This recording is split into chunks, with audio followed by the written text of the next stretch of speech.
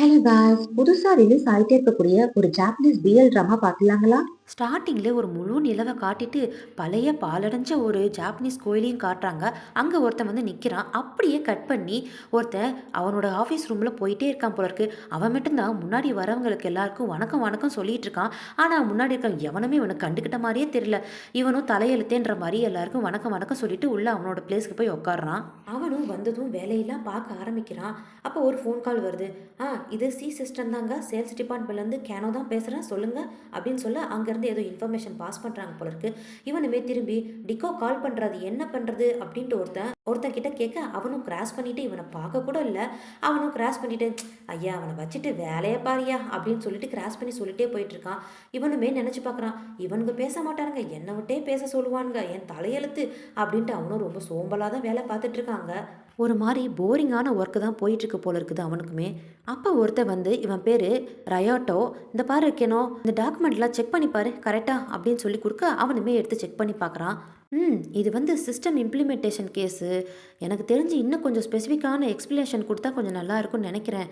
சில எக்ஸாம்பிள் பார்த்தீங்கன்னா கஸ்டமருக்கு ரொம்ப பிடிச்ச மாதிரி சிஸ்டம் மேனேஜ்மெண்ட்டில் சில அடிஷ்னலான மாடல்ஸ்லாம் கொடுக்கலாம். சொல்லப்போனால் அந்த டெவலப்மெண்ட் டீம் எல்லாம் பண்ணுவாங்க இல்லையா, அது மாதிரி நீங்கள் கொஞ்சம் இதில் இன்க்ளூட்லாம் பண்ணலான்ட்டு ரொம்பவே டெக்னிக்கலான சில வேர்ட்ஸ் எல்லாம் சொல்லிட்டு இருக்கான். அப்போ நின்றுட்டு இருக்கான்ல இந்த ரயான், அவனுமே சொல்கிறான், இந்த டாக்குமெண்ட்டை நீ தானே தயார் பண்ணியிருக்க, நீ யூஸ் பண்ணிருக்க எல்லாமே டெக்னிக்கல் வேர்ட்ஸாக இருக்குது. இதை கொண்டு போய் திரும்பவும் நான் டெக்னிக்கல் டிபார்ட்மெண்ட்டில் கொடுத்தா அவங்க என்ன நினைப்பாங்க, மேனேஜர் உன்கிட்ட இதை சொல்ல சொன்னார், இதை நீ இவ்வளோ டீப்பாக சொல்லணும்னு அவசியமே இல்லை, சேல்ஸ் டிபார்ட்மெண்ட் நாம் எந்த அளவுக்கு டாக்குமெண்ட் ப்ரிப்பேர் பண்ணணுமோ அது பண்ணால் போதும் அப்படின்னு சொல்ல அவனுமே ஓ அப்படியா சரி ஓகே இதை நான் அப்புறமா சரி பண்ணி வைக்கிறேன் அப்படின்னு சொல்கிறான். இந்த ரயானே இந்த பக்கம் போனவனே இந்த கேனோவுக்கு அப்படியே மூச்சு வாங்க ஆரம்பிக்குது, ஒரு மாதிரி படப்படப்படன்னு ஆயிடுது. எப்பயுமே கையில் ஒரு ஜூஸ் பாட்டில் வச்சிருப்பான் போல இருக்குது, இல்லைனா ஒரு சாக்லேட் சம்திங் அந்த மாதிரி ஏதாவது இனிப்பு சம்மந்தப்பட்ட விஷயங்கள் பக்கத்தில் வச்சிருப்பான் போல இருக்கு. உடனே அந்த ஜூஸ் எடுத்து குடிச்சோடனே தான் அமைதியாகிறான். இவன் உட்காந்து சாப்பிடும்போது கூட தனியாக உட்காந்து தான் சாப்பிட்டுட்டு இருக்கான் போல இருக்கு. அப்போ அந்த சைடு ஒருத்தர் வந்து கேனோ உன்னை பார்த்து எவ்வளோ நாள் ஆச்சு, ஒரே ஃப்ளோவில் தான் இருக்கும், பார்த்துக்க கூட முடியல, என்ன உன் கொலிஸ் கூட உட்காந்து சாப்பிடாம தனியாக உட்காந்து சாப்பிட்டுட்டு இருக்கான்னு கேட்க, அது வந்து நான் தனியாக, அது வந்து நான் லேட்டாக வந்துட்டேன்னா அதில் தான் தனியாக உட்காந்து சாப்பிட்டுட்டு இருக்கேன், வாங்களேன் வந்து ஜாயின் பண்ணிக்கோங்களேன் அப்படின்னு சொல்லி அவருமே பக்கத்தில் வந்து உட்காந்து பேசுகிறாரு. அந்தவருமே கேட்குறாரு, என்னப்பா சேல்ஸ் டிபார்ட்மெண்ட்லேருந்து என்னமோ டெக்னிக்கல் டீமில் ஒன்று போட்டாங்கன்னு கேள்விப்பட்டேன் அப்படின்னு சொல்ல, அதுக்கு இவனுமே ஆமாம் சார், ஆனால் ரெண்டுமே வேறு வேறு மாதிரி இருக்குது, எனக்கு ரொம்பவே கஷ்டமாக இருக்குது, சொல்லப்போனால் நான் நிஜமாலே சேல்ஸ் டீமில் போகணுன்னு தான் நான் நினச்சிட்டு இருக்கேன் அப்படின்னு சொல்ல, ஆமாம் நானும் கேள்விப்பட்டேன், என்னமோ உனக்கு உடம்பு சரியில்லைன்ட்டு நீ லீவ் போட்டிருந்த, திரும்ப வந்து பார்க்கும்போது உன்னை அந்த டீம் மாற்றிருந்தாங்கன்னு சொல்லி கேள்விப்பட்டனே அப்படின்னு சொல்ல, ஆமாம் அது எனக்கு பிடிக்காத விஷயம்தான், ஏன் மாற்றினாங்கன்னு என்னால் கொஷின் எழுப்ப கூட முடியல, ஏன்னா நான் சொல்கிறதா இந்த டிபார்ட்மெண்ட் எவனுமே கேட்க மாட்டேங்கிறாங்களே அப்படின்னு சொல்லிட்டு இருக்க, அதுக்கு அந்த வந்தவருமே சொல்கிறாரு, உனக்கு தான் திறமை இருக்கே, நீ திரும்பவும் சேல்ஸ்லேயே கூட போகலாம்ல அப்படின்னு சொல்ல, அதுக்கு இவனுமே சொல்கிறான், இல்லை எனக்கு என்னமோ திரும்பவும் போகணும்னு தோணலை, ஏன்னா சேல்ஸ் டிபார்ட்மெண்ட்ல இருந்தால் திறமையாக பேசணும் இல்லையா, எனக்கு என்னமோ அது கொஞ்சம் கம்மியாக இருக்குது அப்படின்னு நினைக்கிறேன் அப்படின்னு சொல்லிட்டு இருக்க, அப்படின்னா இந்த டிபார்ட்மெண்ட்டில் உனக்கு இப்போ கொலீக்ஸ் யாருமே இல்லையா அப்படின்னு சொல்லி கேட்க, இப்போ பின்னாடி ஒருத்தன் வரான், இவன் பேர் தான் ஒக்கிமி. அவனுமே வந்து கெனோ நீ சாப்பிட்டு முடிச்சுனா என்னை வந்து பாரு அப்படின்ட்டு ஒரு மாதிரி கடுகுடுன்னு தான் பேசிட்டு போயிட்டு இருக்கான். இதை கேட்டுட்டு கெனவும் இந்த வந்துட்டான்ல, சொல்லப்போனால் இந்த டிபார்ட்மெண்ட்டில் எவனுமே எனக்கு சுத்தமாக பிடிக்கவே இல்லை, இவன் மட்டும் தான் என்கிட்ட பேசிகிட்டு இருக்கான், அதுவும் வேலையாகணும் மட்டும் தான் பேசுவான் அப்படின்ட்டு இவன் மைண்ட் வாய்ஸ் கொடுத்துட்ருக்கான். அப்படியே கட் பண்ணி இந்த ஒக்குமி இருக்கான்ல, இவன் கெனாவை போட்டு திட்டுன்னு வாங்குன்னு வாங்கிட்டு இருக்கான். என்னடா ப்ரைஸை போட்டுட்ருக்க, அதுவும் ரொம்ப சீப்பாக போட்டிருக்க அப்படின்னு கேட்க, இல்லை ஒரு ரீசனபிளாக தான் போட்டிருக்கேன் சார் அப்படின்னு சொல்லலாம். மண்ணாங்கட்டி கிளைண்ட் என்ன கேட்பாங்கன்றதை நீ எப்படி ஜட்ஜ் பண்ணுவேன், என்ன போய் பார்கென் பண்ண சொல்லிட்டு இருக்கியா, இங்கே பார்க்கணும் உன் மனசில் இருக்கிறதெல்லாம் பேப்பரில் கொண்டு வந்துட்டு இருக்காத, இந்த பார்க்கணும் இது பிஸ்னஸில் மார்க்கெட்டில் இருக்கிற மாதிரிலாம் பார்கெயின்லாம் பண்ணிட்டு இருக்க முடியாது. சரி, நீ சேல்ஸ் டீமில் இருந்ததா, சேல்ஸ் பர்சனாக கூட தான் இருந்ததா, அதுக்காக நீ இந்த மாதிரி முடிவெல்லாம் எடுப்பியா, இப்படி ஃபஸ்ட்டு இதெல்லாம் மாற்று அப்படின்ட்டு மூஞ்சில் சுட தண்ணி விட்ட மாதிரி கடுகடுன்னு பேசிட்டு போயிட்டு இருக்கான். அப்படியே இந்த கெனாவோட ஐடி கார்டை காட்டுறாங்க. சேல்ஸ் டிபார்ட்மெண்ட்டோ இல்லை டெக்னிக்கல் டிபார்ட்மெண்ட்டோ நான் ரெண்டுக்குமே லாய்க்கில்லைன்னு தான் நினைக்குது. இந்த போறானே இவன் என்கிட்ட மட்டும்தான் இப்படி கடுகடுன்னு பேசுகிறான், மற்றவங்கிட்டலாம் பாரு நல்லா சிரிச்சு சிரிச்சு குட் மூடில் தான் எப்போ பண்ண இருக்கான். நான் இவன் கூட கம்பேர் பண்ணக்கூடாதுன்னு தான் நினைக்கிறேன், ஆனால் என்னால் முடியல. இவனால் மட்டும் எப்படி கிளைண்ட் கிட்ட இவ்வளோ நல்லா பேச முடியுது அப்படியே அந்த ஒக்குமிய இவன் பார்த்துக்கிட்டே, என்ன வசியம் தான் வச்சிருக்கானோ தெரியல இவன் மூஞ்சில, அப்படின்ட்டு அவனையே ஏக்கமா பார்த்துட்டு இருக்க, அப்ப அந்த டிபார்ட்மெண்ட் டைரக்டர் ஒருத்தர் வந்து ஒரு ப்ராஜெக்ட்ட பத்தி கேட்குறாரு. "என்ன ஆச்சு?" அப்படின்னு கேட்க, "அந்த கஸ்டமர் வந்து இன்னும் கொஞ்சம் டிலே பண்ணிட்டே தான் இருக்காரு. நான் ஏற்கனவே பேசி பார்த்துட்டேன். என்னன்னு தெரியல. கொஞ்சம் ஸ்பெசிஃபிகேஷன்ஸ் ஆட் பண்ணுன்னு சொல்லி கேட்டுட்டு இருக்காரு." அப்படின்னு சொல்ல, அதுக்கு அந்த டைரக்டருமே, "நீ ஒக்குமிய கூட கூட்டிட்டு போயேன். அவன் வந்தா கண்டிப்பா முடிச்சு குடுத்துருவான்." அப்படின்னு சொல்ல இவனுக்கு ஒரு மாதிரி எரிச்சல் ஆகுது. எல்லாத்துக்கும் ஒக்குமி ஒக்குமின்னே இருக்கானுங்களேடா! "இல்ல சார், நானே பார்த்துக்கிறேன். என்னால முடியும்.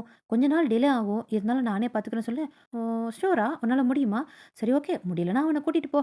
சரியா?" அப்படின்னு சொல்லிட்டு அவரும் கொஞ்சம் கடுப்பேத்திட்டு போயிட்டுருக்காரு. உடனே டென்ஷன் ஆயிட்டான். ஒரு மாரி படபடன்னு ஆயிடுச்சு. யாராவது இவன பத்தி கொஞ்சம் குறை சொன்னாலோ, இல்ல இவன திட்டுற மாரி ஏதாவது பண்ணானா படபடன்னு ஆயிடுவான் போல இருக்கு. உடனே பக்கத்துல எப்பயுமே ஒரு சாக்லேட் வச்சிருப்பான். அத எடுத்து சாப்பிட்டதுக்கு அப்புறம் தான் அமைதியாகுறான். அப்படியே வேலைய விட்டு கிளம்பி போம்போது, லிஃப்ட் பக்கத்துல இந்த ஒக்குமி கிட்ட இவங்க டிபார்ட்மெண்ட்ல இன்னொருத்தவன் போல இருக்கு. அவன் கெனவ கழுவி கழுவி ஊத்திட்டு இருக்கான். "இவன்லாம் எதுக்கு இந்த டீம்ல வச்சிருக்கீங்க?" அவன் மூஞ்சியும் அவனும் எவன்கிட்டயாவது சிரிச்சு பேசுறானா? அவன் பாட்டுக்கு வரான், அவன் பாட்டுக்கு போறான். ஃபர்ஸ்ட்டு தயவு செஞ்சு அவன தூக்கி வேற டிபார்ட்மெண்ட்ல போடுங்கன்ட்டு கழுவி கழுவி அதாவது அவன வேற டிபார்ட்மெண்ட்ல போடு அப்படின்ற மாரி கொஞ்சம் ஏத்தி வேற விட்டுட்டு இருக்கான் இந்த ஒக்குமி கிட்ட. இதையெல்லாம் கேட்டுட்டு இருந்த கெனாவுக்கும் அப்படியே திரும்பவும் மூச்சு வாங்க ஆரம்பிச்சுருச்சு. நான் கொஞ்ச நேரமாவது எங்கேயாவது உட்காரணுமே, நான் வீட்டுக்கு போயிடணுன்ட்டு எப்படியோ தட்டு தடுமாறி வீட்டுக்கு வந்துட்டான். வீட்ல திறந்தவனே ஃபர்ஸ்ட்டு சாக்லேட் தான் வச்சிருக்கான் போல இருக்கு. இந்த மாரி நடக்கும்னு தெரியும் போல. ஸோ வீடு ஃபுல்லா சாக்லேட் தான் வச்சிருக்கான். எடுத்தோனே ஒரு சாக்லேட் எடுத்து சாப்பிட்டதுக்கு அப்புறம் தான் அமைதியாகுறான். அவனுமே பெட்ல படுத்துக்கிட்டு அப்படியே பெரண்டுட்டு இருக்கான். ச்சே! என் வாழ்க்கை மட்டும் ஏன் இப்படி ஆயிட்டு இருக்குன்ட்டு. ஒரு நல்ல சேல்ஸ் பெர்சன்ட்டா ஆகணுன்ட்டு புக்கெல்லாம் வச்சு படிச்சுட்டு இருக்கான் போல இருக்கு. ஆனா அவனால எந்த அச்சீவ்மென்ட்டும் பண்ணவே முடியல. தனக்கு தானே புலம்பிக்கிட்டே இருக்கான். என்னடா வாழ்க்கை இது! நான் என்னடா வாழ்ந்துட்டு இருக்கிறேன்? அவன் கூட கம்பேர் பண்ணக்கூடாதுன்னு நெனச்சாலும், அவன்கிட்டயே எல்லாரும் போய் என்ன போய் தப்பாவே பேசிட்டு இருக்காங்களே! ஆமா, என்னால இந்த டிபார்ட்மெண்ட்லயும் இருக்க முடியல, அந்த டிபார்ட்மெண்ட்லயும் இருக்க முடியலையே! நான் ஒண்ணுத்துக்கும் ஆகவே மாட்டேன். என்னால ஒரு ப்ராஜெக்ட் கூட யாரோட உதவி இல்லாம முடிக்க முடியலையே! அப்டின்ட்டு ஃப்ரஸ்ட்ரேஷன்ல கத்து கத்துன்னு கத்திட்டு இருக்கான். தனியா தான் இருக்கான் போல இருக்கு வீட்ல இவன். அதுல வேற அந்த டைரக்டர் மண்டையன் "ஒக்குமி இல்லாம போகாத" அப்டின்ட்டு கடுப்பேத்தி விட்டுட்டு இருக்கான். கம்பெனில எல்லாரும் அவன் பேர தான் சொல்லி சுத்திட்டு கிடக்குறாங்க. "இருடா ஒரு தடவையாவது உன்ன பீட் பண்ணி காட்டுறேன். அவன விட நான் பெட்டரா பண்ணி காட்டணும்" அப்டின்ட்டு முடிவெடுக்கிறான். அப்படியே கட் பண்ணி 1 வருஷத்துக்கு முன்னாடின்னு சொல்லி காட்டுறாங்க. சேல்ஸ் டிபார்ட்மெண்ட்லேருந்து இவன் டிபார்ட்மெண்ட்டுக்கு இவன் சேஞ்ச் ஆயிருப்பான் இல்லையா? அப்ப ஃபர்ஸ்ட்டு ஒக்குமி தான் இதான் உன்னோட பிளேஸ்ன்னு சொல்லி நல்லா தான் பேசியிருப்பான். அதெல்லாம் இவன் நெனச்சு பார்த்துட்டு இருக்கான். அதுல வேற கெனோ அவனோட ஐடி கார்ட பார்த்துட்டு, "என்னது ஒக்குமியா?" அப்படின்னு சொல்ல, "ஒக்குமி இல்ல, ஒக்மி. ப்ரனன்சியேஷன் ரொம்பவே முக்கியம்." அப்படின்னு ஸ்டார்ட்டிங்ல கொஞ்சம் கலாய்ச்சி தான் விட்டுருக்கான் போல இருக்குது. ஓகே. இன்னைலேருந்து நீ நல்லா ஒர்க் பண்ணணும் சரியான்ட்டு இவன் தட்டிலாம் குடுத்துருப்பான். ஸோ, அதெல்லாம் அவன் நெனச்சு பார்த்துட்டு இருக்கான். ஸ்டார்ட்டிங்ல அவன் என்கிட்ட எவ்வளோ நல்லா சிரிச்சு சிரிச்சு பேசிட்டே இருந்தான். போக போக அவன் மூஞ்சில என்கிட்ட பேசும்போது மட்டும் ஸ்மைலே இருக்க மாட்டேங்குதுல்ல, அப்படின்ட்டு அத நெனச்சுக்கிட்டே தூங்குறான். அடுத்த நாளே இவனுக்கு ஒரு ஆப்பு வந்துடுச்சு. இவன் ஒரு ப்ராஜெக்ட் பண்ணிட்டு இருந்தான்ல, அந்த ப்ராஜெக்ட் ஓனரே இவனுக்கு ஃபோன் பண்ணி, இந்த மாரி லிமிட்ல பண்ணி குடுத்தா பண்ணி குடு, இல்லன்னா வேணாம் அப்படின்னு சொல்லி ஃபோன வைக்கிறாரு. இவன் உடனே ஓடுறான். அந்த நேரம் பார்த்து இந்த ஒக்குமி ஊர்ல இருக்க மாட்டான் போல இருக்கு. ஏதோ ஒரு ப்ராஜெக்ட் விஷயமா வெளியூர் போயிருப்பான். இவனும் அத பார்த்துட்டு ஓடிட்டு இருக்கான்.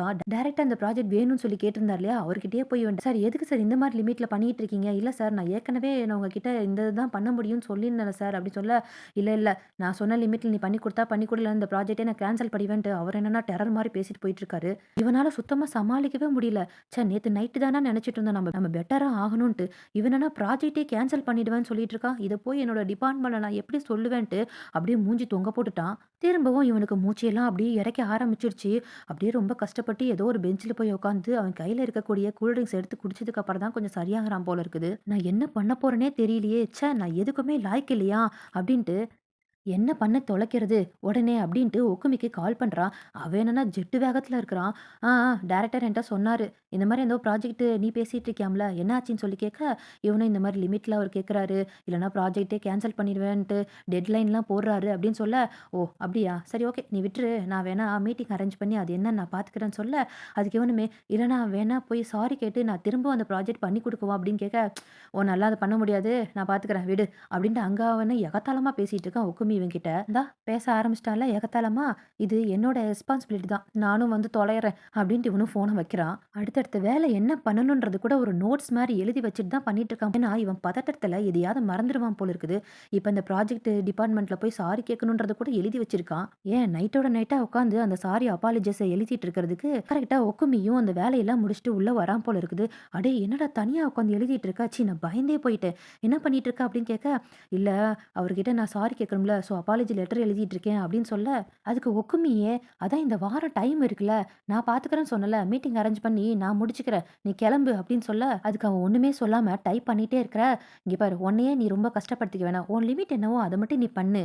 அப்படின்ட்டு அவன மட்டம் தட்டுற மாரி தான் இன்னமும் பேசிட்டு இருக்கான். அதுக்கு கெனாவும் வந்துட்டான். "இவன கூப்பிட்டமா?" அப்படின்ற மாரி அமைதியாக, "ஆ, ஆ, சரி, சரி. உன்ன பார்க்க கஷ்டமா இருக்கு. இந்தா சாக்லேட் உனக்காக தான் வாங்கிட்டு வந்தேன்." அப்படின்னு சொல்லி குடுக்க, அதுக்கு இவனுமே, "சாக்லேட்டா? எனக்கு எதுக்குன்னு?" கேட்க, "உன் டெஸ்க்ல தான் எப்ப பார்த்தாலும் சாக்லேட்டா வச்சுட்டு இருக்கியே, அத பார்த்தேன். சாக்லேட்ட பார்த்தேனா உனக்கு வாங்கிட்டு வரணும்னு தோணுச்சு. இந்தா புடி." அப்படின்னு சொல்லி குடுக்க, கெனாவும் வாங்கிட்டு, "சரி, சரி. டக்குன்னு முடிச்சுட்டு வீட்டுக்கு போ. எனக்கு ரொம்ப டயர்டா இருக்குன்னு" சொல்லி ஒக்குமியும் அங்கேருந்து கிளம்பிடுறான். இவனுமே ரொம்ப லேட் நைட் ஆயிடுச்சு போல இருக்கு. எல்லா வேலையும் முடிச்சுட்டு கிளம்பி போம்போது அந்த சாக்லேட் பார்த்துட்டே யோசிச்சுட்டே இருக்கிறான். இவன்கிட்டயே நம்ம திரும்ப திரும்ப வந்து மாட்றோமே! ச்சே! இந்த மாரி தப்பு திரும்பவும் பண்ணக்கூடாதுன்னு நம்ம நெனச்சோமேன்ட்டு ஒரு ஒரு நடந்த இன்சிடென்ட்ட காட்டுறாங்க. கொஞ்ச நாளைக்கு முன்னாடி இவன் ஏதோ ஒரு தப்பு பண்ணியிருக்கான் போல இருக்கு இந்த டிபார்ட்மெண்ட்ல.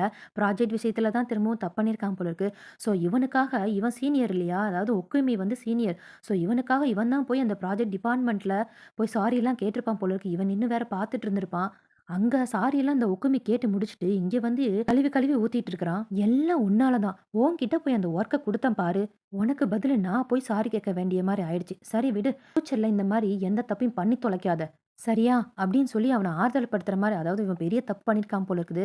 இவன் போய் சாரி கேட்டுட்டு வந்துட்டான்ல, அதனால "சரியா விடு" அப்படின்னு சொல்லி மேல கைய வைக்க, "கைய எடு. எனக்கு பதிலா உன்ன போய் யார் சாரி கேட்க சொன்னா? உன்ன நான் கேட்டேனா? எல்லாத்துலயும் நல்லவனா இருக்க நெனைக்காத."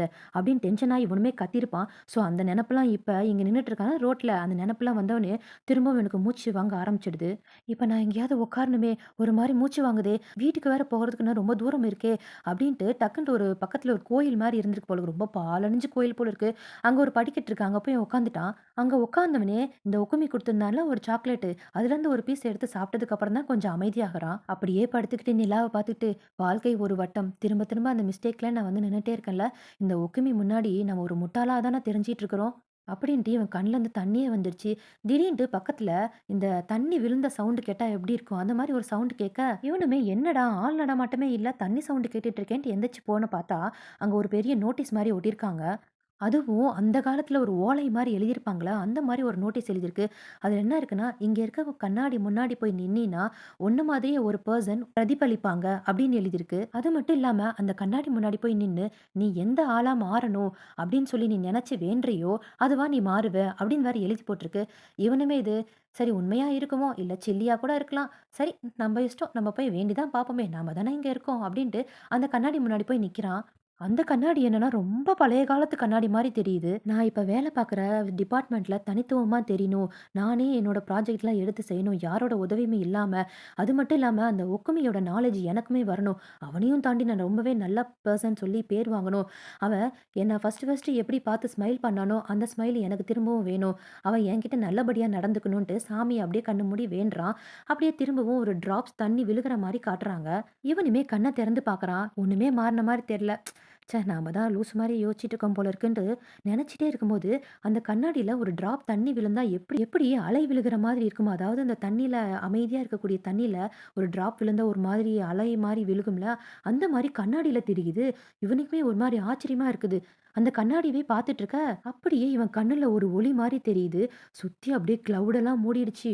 சுத்தி ஒரு மாரி புகை மூட்டமா மாறிட்டு இருக்கு. இவனுமே என்னடா நடக்குதுன்ட்டு சுத்தி முத்தி பார்த்துட்டு இருக்க, பெல் சவுண்ட் எல்லாம் கேக்குது.